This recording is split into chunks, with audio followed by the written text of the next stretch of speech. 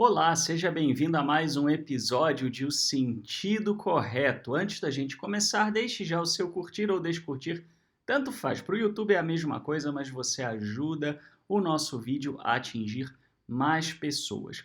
Hoje nós vamos falar sobre um versículo que, mais uma vez, muito mal compreendido. Na verdade, dois versículos, né? Os versículos de Êxodo 25, de 8 a 9.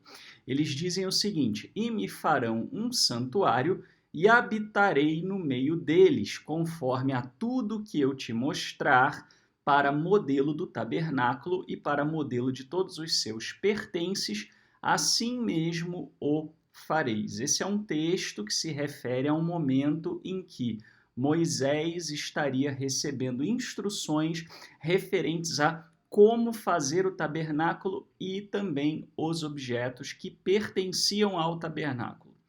Muito bem. E aí, qual é o entendimento, ou melhor, os entendimentos populares que derivam deste versículo? Primeiramente, muita gente acha que existe um santuário celestial e que esse santuário celestial serviu de modelo para o santuário terreno, que seria, neste caso aqui em particular, o tabernáculo, e posteriormente o templo, já que o templo ele segue mais ou menos os mesmos moldes, né? A mesma estrutura arquitetônica, as mesmas divisões, etc., do tabernáculo, né? O templo era essencialmente um tabernáculo plus, um tabernáculo melhorado, né? Tornado um pouco mais permanente, suntuoso, etc.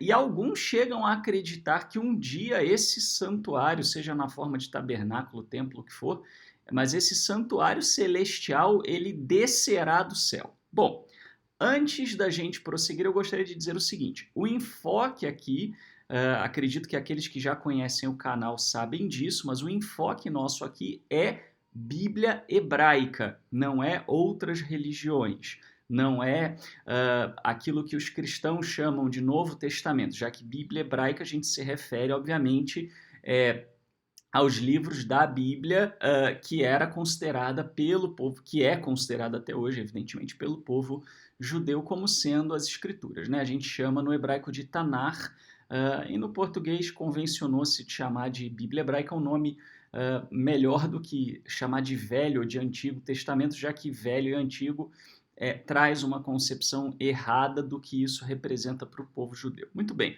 então que fique claro qual é o escopo aqui. O nosso escopo é Bíblia hebraica, não é falar de outras religiões nem de outras literaturas. Muito bem, dito isso, então, vamos ver 5 erros referentes aí a esse entendimento. Por que é equivocado a gente imaginar que esse versículo, ou melhor, esses versículos, eles dão margem a gente achar que existe um santuário celestial? Bom, o primeiro erro é o mais óbvio, mais evidente de todos, que é a famosa exegese, né, ao invés de exegese, né? Que é você inserir palavras no texto que o texto não diz. Se vocês atentarem para a tela agora, né, o que está em vermelho é exatamente o que as pessoas leem, mas que o texto não diz, né? Me farão um santuário e habitarei no meio deles. Até aí tudo bem. Conforme tudo que eu te mostrar numa visão do santuário celestial. Não está escrito que o que o Eterno mostrou para Moisés foi uma visão do santuário celestial, tá? Isso é uma inferência das pessoas, ok?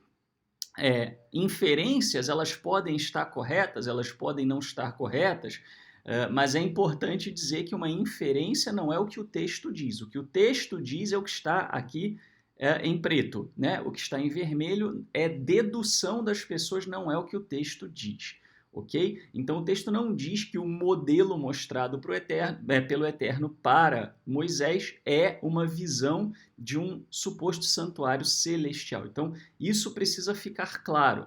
Tá? Muito bem, então o primeiro erro é a gente partir da premissa de que o texto diz isso, quando o texto não diz isso. Bom, qual é o segundo erro? O segundo erro é que as pessoas não compreendem o que é o conceito de céu para a Bíblia hebraica. Tá? As pessoas, quando pensam em céu, elas pensam em conceitos teológicos muito posteriores muitas vezes vindos de outras revelações, de outras religiões, etc., que seria o entendimento de que existe um mundo espiritual metafísico, uma outra realidade, é uma outra dimensão totalmente diferente, né? Então eu chamei aqui de dimensão espiritual na falta de um nome melhor.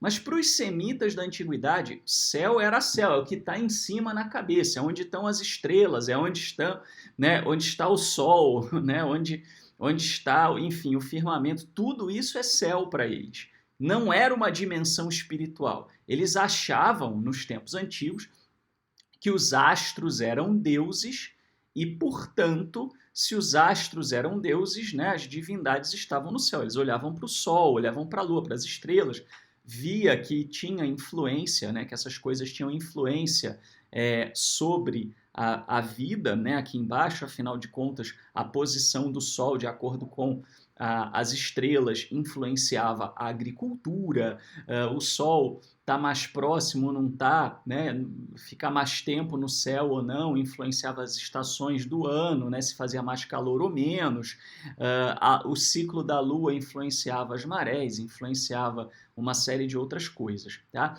Então eles olhavam e falavam, bom, então esses seres, essas coisas que se mexem, que estão lá longe, ninguém tinha telescópio, né? Estão lá longe, isso aí são deuses. Então esses deuses habitam no céu. Era assim, tá? A coisa veio daí. A cultura veio daí. A Bíblia hebraica ela não inventou a cultura do povo que ela retrata.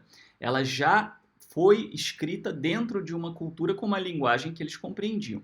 E é por isso que você tem, por exemplo, no episódio da Torre de Babel, a expressão vamos construir uma cidade com uma torre que alcance os céus. Nosso nome será famoso e não seremos espalhados pela face da terra. A ideia da torre alcançar os céus é exatamente a ideia de que o ser humano poderia invadir, né, entre aspas, o reino das divindades e talvez dessa forma tornar-se divino. Esse era o conceito. Então reparem que a Torre de Babel não construiu um portal para o além.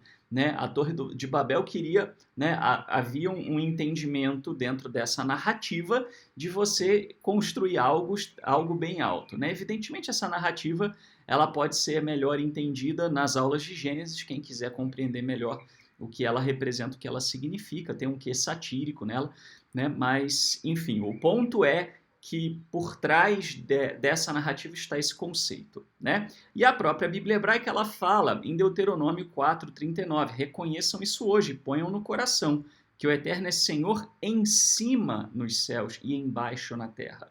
Não há nenhum outro. Toda vez que você tem referências ao Eterno e ao céu, que estão um pouco mais completas, você vê que está apontando para cima, né?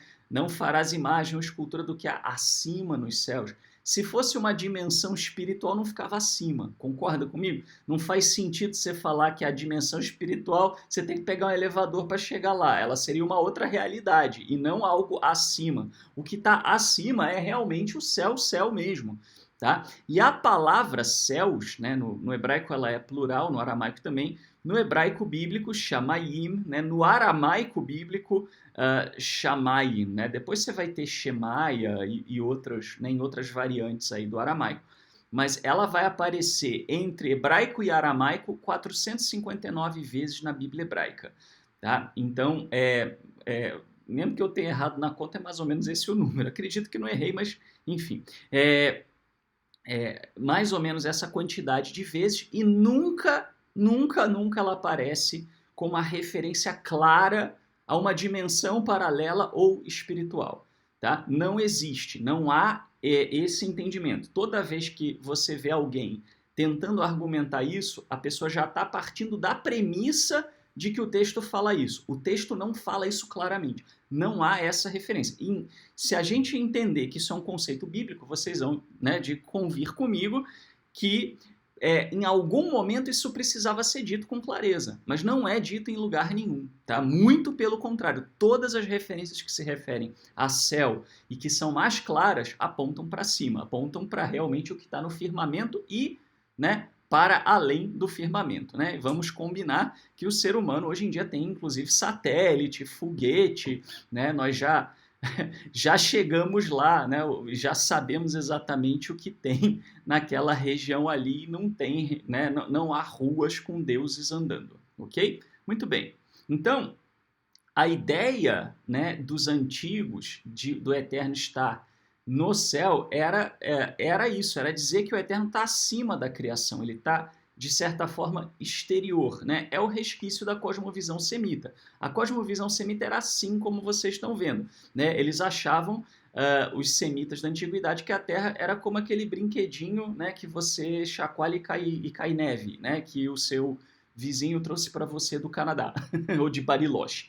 Né? Então, essa era a visão que eles tinham. Não existia, não há em nenhum registro na cultura semita de céu espiritual. Deixando claro que a Bíblia hebraica ela não é um livro de ciências, ela não se propõe a dar uma explicação científica e a corrigir o entendimento que eles tinham. Não é essa a proposta. Né? Quem acha que a Bíblia hebraica é um livro de ciências, né, e que aquilo que está no Gênesis é um relato científico, quem acha isso, desculpe, é uma pessoa que não só não conhece ciência, como também não conhece Bíblia hebraica. Ela tem uma visão fanatizada e dogmatizada com relação à Bíblia hebraica e não entende o que a Bíblia hebraica representa dentro da cultura semita, dentro do tipo de literatura no qual o Gênesis se encaixa. Né? Uma literatura poética com uma mitologia sobre o início da criação, mas contada de uma maneira monoteísta. Se você quiser mais informações sobre isso, basta assistir às nossas aulas do Gênesis. Mas fato é que essa era a percepção deles. Então não existia, né, a ideia de uma dimensão espiritual. Ok? Muito bem. Qual é o terceiro erro que contribui para esse entendimento de que haja um santuário celestial? É a falta de entendimento do que era um santuário. Hoje em dia as pessoas pensam no santuário como um local de culto. Né? E o culto normalmente é o local onde você vai lá agradecer, cantar, fazer oração, etc. Mas não era assim nos tempos antigos. Santuários, eles eram literalmente aonde a divindade morava. Tá? Então, as pessoas achavam que o templo era uma casa de veraneio das divindades. As divindades iam lá para os templos repousar, iam lá comer as oferendas, sentir o aroma dos perfumes, descansar, se encantar com a suntuosidade, etc. Era assim que eles viam a questão toda.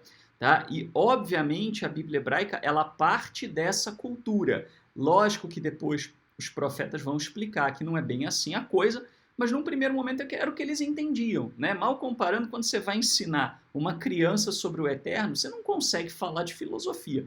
Você tem que falar numa linguagem que a criança compreenda. Né? E aquela nós estamos falando de um povo, né, de mais de 2000 anos atrás, com uma cultura bem mais primitiva. Né? Mas tanto isso é verdade que você tinha uma preocupação com não sujar o local. Né? Então, quem tocar o cadáver humano, não se purificar, contamina o tabernáculo do Senhor e será eliminado de Israel. Por que isso? Porque eles achavam que se o lugar tivesse sujo, a divindade ia embora. Tá? Você tem escritos, inclusive, semelhantes na literatura dos heteus, né, ou hititas, falando não só de templos, como também de palácios de reis. Né? Então, o santuário era um palácio. Né? Tanto que tinha comida, né? Você tem os pães, eram colocados regularmente perante o Senhor a cada sábado em nome dos israelitas como aliança perpétua. Isso é um resquício da cultura que eles tinham de que os deuses comiam. Né? Só que a Bíblia hebraica ela vai corrigindo esses entendimentos. Né? Já vai reduzindo, não vai botar pão todo dia, 2 vezes ao dia, vai botar a semana só, de forma simbólica, não coloca junto ao Santo dos Santos exatamente, né? Mas coloca um pouco depois. Uma série de elementos, se vocês olharem inclusive para as aulas que a gente deu de Êxodo, vocês vão perceber que a Bíblia hebraica vai aos poucos dando dicas para os israelitas de como é que o eterno é. Os profetas já vão ser mais explícitos. Eu não bebo sangue, eu não como carne. Né? Eles trazem o eterno falando isso. Tá? Mas num primeiro momento, eles queriam construir uma casa para o eterno. Santuário para os semitas antigos era uma casa. Não era uma catedral no sentido da nossa cultura. Então, se você imaginar que existia um santuário celestial, você teria que imaginar, olha onde a coisa vai, tá? E é o grande problema, né? É muito bonito você fazer, bonito entre aspas, né? Fazer exegese e pegar toda a tua cultura, a tua bagagem cultural, as tuas expectativas e enfiar na Bíblia e aí você cria uma ideia, né, de que em algum lugar tem uma catedral no além, né? E não era isso. Você falar que tem um santuário celestial dentro da cultura bíblica significava você dizer que o Eterno literalmente ele mora ali, é a casa dele, fica em cima lá, né, em cima das nuvens, em cima do firmamento, etc, etc, tá? Olha, você chega numa situação totalmente absurda, quer dizer, o Eterno ele teria que literalmente habitar num lugar físico, né, para que isso pudesse acontecer. E se você então aqui entende que o Eterno está habitando literalmente num local físico, você tem que entender que ele tem um corpo, né, você tem que começar o quê? A humanizar demais o Eterno, né, a transformá-lo em algo tangível, tá? E aí entramos no quarto erro, que é não ler o restante das escrituras. O próprio Eterno ele diz que ele não está contido numa habitação, né? Então você tem, por exemplo, Isaías 66:1. Assim diz o Eterno: o céu é o meu trono e a terra os cabelos dos meus pés. Que casa me edificarias vós? E qual seria o lugar do meu descanso? Né? Quer dizer, o Eterno, inclusive, frequentemente, ele mostra que ele tolerou o templo. Né? Ele aceitou a construção do templo, inclusive o templo de Salomão, mas não era para ele. Ele não precisa habitar em lugar nenhum. Né? A ideia do céu inteiro ser o trono dele, quer dizer, o que ele está dizendo? Ele é muito maior que a criação. A terra é onde ele põe o pé. Né? Quer dizer, ele está muito além, né, da criação. Essa é a linguagem poética aí de Isaías 66. Tá? Então, a própria Bíblia hebraica ela desmente essa ideia de que exista um templo celestial, tá? Que seria completamente absurda do ponto de vista até de uma construção teológica do próprio Eterno. Né? E você vê isso também em Deuteronômio 4:15, onde é uma das passagens que já começa a dar um indício pro leitor que o Eterno não tem forma física.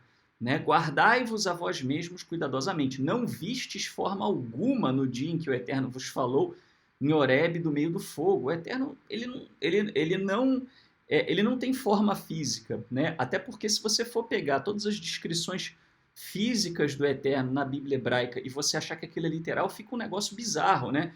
O Eterno tem asa, o Eterno é uma rocha, tem olho de fogo, né? Começa a ficar né? Vai virar um bicho absurdo, né?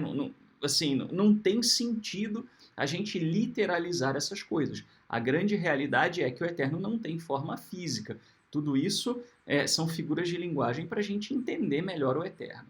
Tá? E por fim, o último erro é o principal, né? Porque até agora, vamos dizer assim, ainda tem gente que conseguiria argumentar alguma coisa, tal, mas aqui já mata, que é não considerar a história e a arqueologia. É o grande problema. Por que que nas religiões, inclusive, existe uma enorme ignorância, até por parte das lideranças, com relação ao que realmente é o significado da Bíblia hebraica? Né? E por que que você tem dogmatismos extremos, etc. Um dos motivos é porque não se considera história e arqueologia. Né? As religiões, frequentemente, elas param no tempo. Né? Elas viram fósseis. E isso está errado. Por quê? Porque a história e a arqueologia, elas nos ensinam muita coisa. E a gente precisa entender e aprimorar o nosso entendimento a partir delas. Tá? Então, assim, já é mais do que provado histórica e arqueologicamente que o formato do tabernáculo e do templo, porque o templo é baseado, né, no mesmo formato, veio dos palácios e tendas egípcios. Tá? Os palácios e tendas dos faraós egípcios eram considerados algo suntuoso, e o Egito influenciou culturalmente ali aquela região daquela meiuca ali. Né? Então, para eles, construir uma casa para o Eterno era construir um negócio suntuoso. Da mesma maneira que se você fosse construir hoje uma casa para o Eterno, você ia construir parede, ia botar teto, tem a ver com a sua cultura. Né? Da mesma maneira, vai botar porta. Por que o Eterno precisa de porta? Né? Você podia fazer teoricamente tudo fechado, sem porta. Né? O Eterno ele pode atravessar a porta, mas na nossa cultura tem porta, né? Portão que abre e fecha. Então, assim, existe um elemento cultural aí. Né? E como é que isso chegou até como é que isso chegou até os israelitas, a Judá, enfim, né? Não vou entrar no mérito aqui da questão Judá-Israel, porque isso já é para outras aulas. Mas como é que isso chegou até eles? Através dos midianitas, muito provavelmente, né? Por quê? Porque a gente sabe historicamente que eles foram o primeiro povo a derrotar os egípcios e a derrubar os deuses egípcios, inclusive a destruir a imagem dos deuses egípcios. E você tem indícios disso, por exemplo, no Êxodo, né? Para onde Moisés vai? Né? Moisés pastoreava o rebanho do seu sogro Jetro, que era sacerdote de Midian. Um dia levou o rebanho para o outro lado do deserto e chegou a Horebe, o monte do Senhor, o monte de Elohim. Repare aqui que Horebe já era chamado de monte do Senhor muito antes de qualquer outra coisa. Por que, que ele já era chamado de monte do Senhor? Né? Porque já havia aqui alguma coisa, já havia um culto, já havia algo, né, sendo realizado aí em Midian. Midian já estava, né, meio querendo ir numa dada direção. Tá? Então, foi, né, culturalmente você teve uma influência do Egito em Midian e de Midian a coisa subiu. Tá? Muito bem. E a gente tem prova disso? Tem. Tá? Foi encontrado em Luxor, no Egito, tá? Um retrato, uma ilustração mural do acampamento de Ramsés II, que foi um faraó que viveu no século XIV antes da Era Comum. Né? E na Batalha de Kadesh, que né, ela está retratada ali, você tem vários murais, tanto em Luxor quanto em Abu Simbel. A gente já vai falar daqui a pouco. Tá? Você tem a tenda de Ramsés, que ela é retratada. E repare como ela é retratada aqui.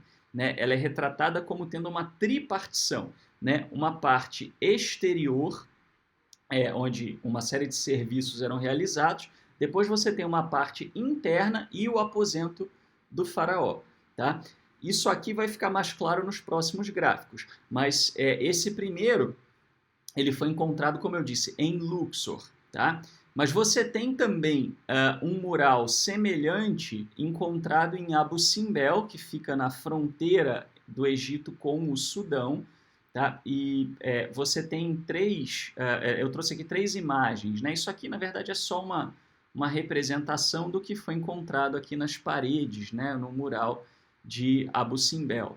Tá? Então, repare aqui a tenda. Olha só, olha isso! Isso aqui é uma tenda egípcia. Tá? Olha a divisão e olha para o tabernáculo.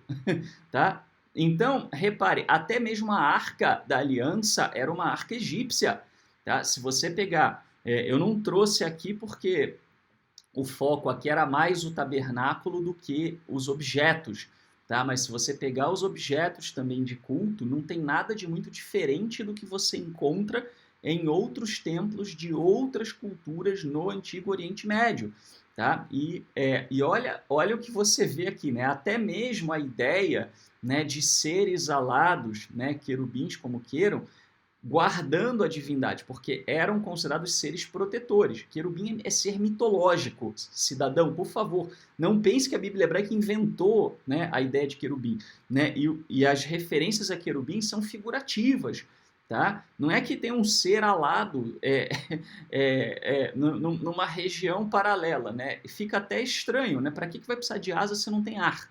Asa é feito para quebrar a resistência do ar, tá? Então, entenda tudo isso como figura de linguagem para ensinar uma realidade. Nas minhas aulas eu falo muito disso. Senão você cai, você não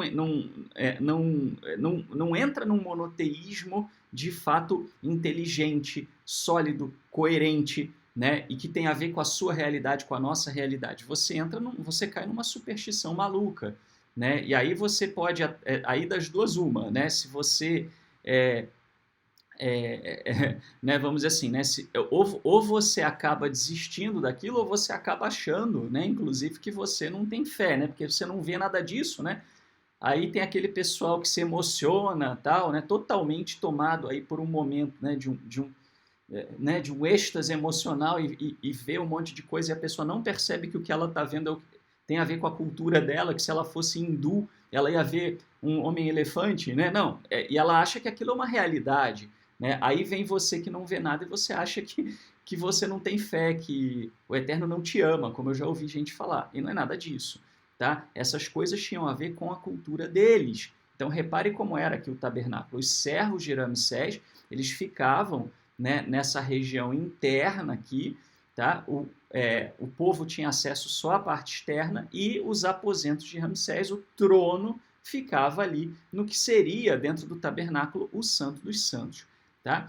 Aqui você tem mais um mural também, né, de Abu Sindel, onde isso aparece. Aqui é uma retratação um pouco mais clara, né, desse painel. Tá? Então, esse é um acampamento egípcio, né, um acampamento de batalha egípcia, onde o faraó tinha que estar presente, então ele tinha uma tenda. Tá? A tenda, ela tinha esse objetivo de transportar. E por que foi feito um tabernáculo?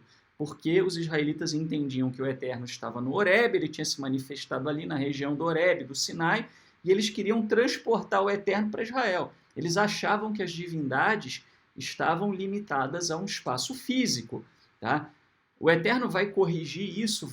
Tudo isso vai sendo corrigido ao longo da Bíblia hebraica. Mas era o entendimento primitivo deles, ok?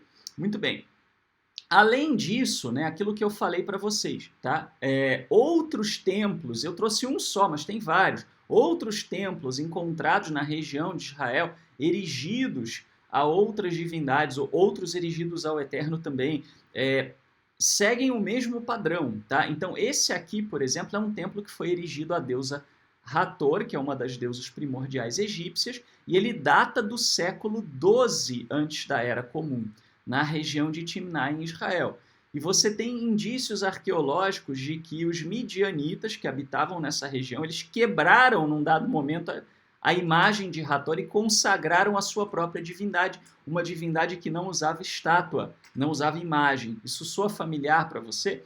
Pois é. Né? E se você olhar aqui, você tem exatamente essa estrutura. Então, repare, você tem as bacias para libação, locais onde você oferecia sacrifício, você tem um local santo ali, né? E você tem o Santo dos Santos.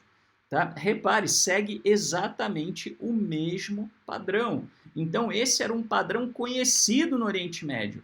Tá? Então, você vai achar que todo mundo estava copiando o templo celestial, cidadão? Não, né? Então, repare como a história, a arqueologia, elas nos ajudam a ter um entendimento sólido das questões. Ok? Muito bem.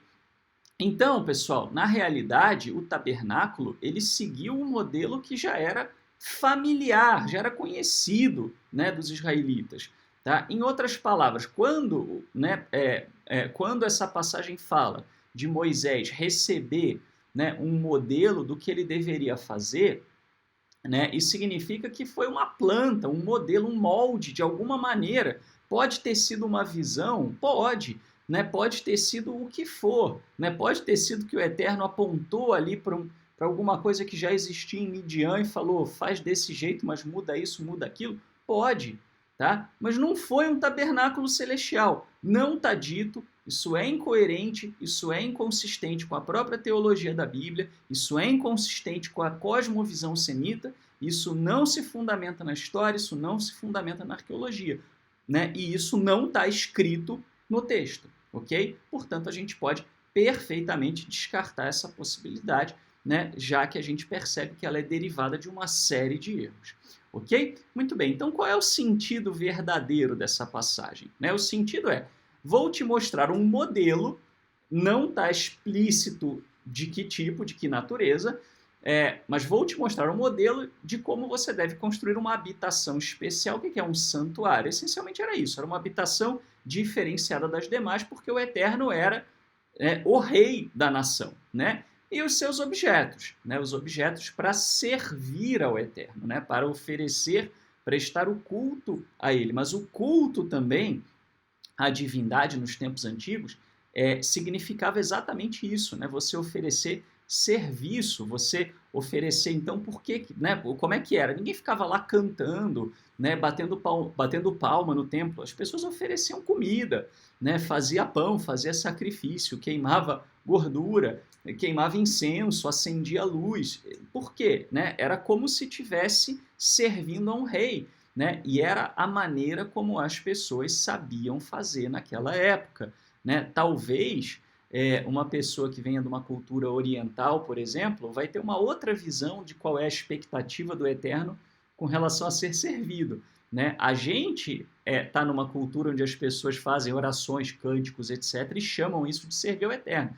Mas entenda que para o eterno, o importante é a sua intenção, é o que está no seu coração, não é o que você faz culturalmente falando. Se não fosse da sua cultura cantar, nem por isso o eterno ia ficar chateado com você, né? Apenas são elementos culturais. E o eterno foi deixando claro ao longo das escrituras, né, isso dessa maneira. Ou seja, fazia sentido que se era para construir um santuário para os israelitas, para eles terem a percepção de que o Eterno estava acompanhando eles e que o Eterno estava no meio deles, para você, para mim é óbvio que o Eterno pode estar no nosso meio, né, de uma forma, entre aspas, espiritual, né, na falta de um termo melhor.